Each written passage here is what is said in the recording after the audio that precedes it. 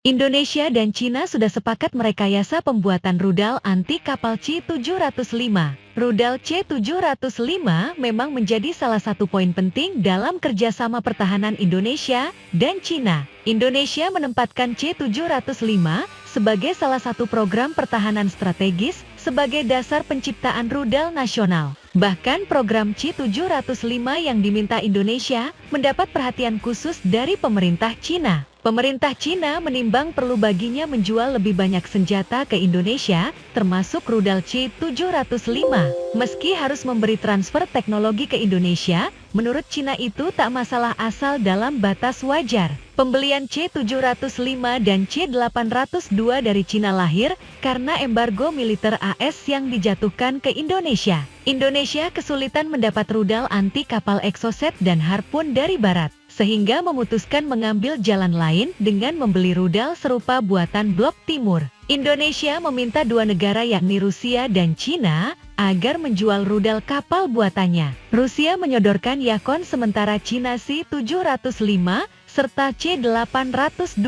Trio rudal anti kapal ini lantas diborong oleh Indonesia. Beberapa kali melakukan uji coba penembakan, C-705 dan C-802 cukup memuaskan hasilnya. Dan kini ada kans bagi Indonesia untuk membeli senjata buatan Cina lainnya, seperti kapal destroyer tipe 052D hingga kapal selam AS-26. Kepala Staf TNI Angkatan Laut, Kasal Laksamana TNI Muhammad Ali mengecek sejumlah alutsista buatan Cina dalam acara pameran di Baotou Exhibition Centre, Beijing, Cina. Dalam pameran itu, Kasal melihat pesawat nirawak, UAV, kapal perusak, destroyer, kelas 052D, kapal selam AS-26, helikopter anti kapal selam, AKES, rudal dan meriam anti udara, jelas antara pada 29 April 2024. Memang lini alutsista matra laut lah yang diincar oleh Cina di pasar senjata Indonesia. Selain rudal C-705,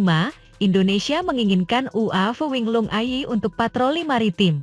Dalam pameran itu, Kasal melihat mock-up UAV buatan Chengdu Aircraft Industry Group, CAIG, Winglong AI yang ditampilkan saat pameran. Winglong AI merupakan UAV serbaguna yang dapat terbang dalam ketinggian menengah untuk waktu yang panjang, malah bebernya. Soal lini, kapal destroyer memang gencar menawari Type 052D ke Indonesia. Bahkan Cina sampai memberi diskon besar agar Indonesia mau membeli Type 052D darinya. S dan K berlaku di mana Indonesia mesti beli dulu kapal selam S-26 Cina. Juga rencana rekayasa C-705 nampaknya akan dilanjutkan lagi dalam rencana strategis Renstra ke depan. Rupanya selama ini ada kendala pembuatan C-705 antara Indonesia dan Cina. Cina meminta fee atau pembelian hak kekayaan intelektual atas pembuatan C-705. Sementara Indonesia menilai fee tersebut sudah include dengan pembelian C-705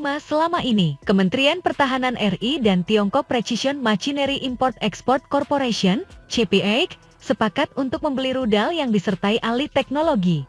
Kedua belah pihak juga sepakat untuk mendirikan pabrik pembuatan pabrik C-705 di Indonesia. Permasalahannya adalah Indonesia dan Tiongkok memiliki landasan hukum yang berbeda terkait alih teknologi. Indonesia memiliki landasan AYU nomor 16 tahun 2012 tentang industri pertahanan. Aturan tersebut menetapkan tentang alih teknologi, trade-off atau pembelian lisensi dalam setiap pembelian alutsista berteknologi madya dan tinggi. Tiongkok berdasarkan pada UU Hak Kekayaan Intelektual, terdapat fee khusus yang harus diberikan terkait dengan alih teknologi. Pihak Cina menjelaskan jika harga atau fee yang disodorkan kepadanya belum sesuai kesepakatan. Wakil Komandan Universitas Pertahanan Nasional Tiongkok Brigjen Su Hui mengungkapkan Indonesia dan Tiongkok belum sepakat tentang harga terkait industri pertahanan terutama dalam alih teknologi, jelasnya. Melihat dari sini wajar saja Indonesia hendak melanjutkan kembali program rudal C-705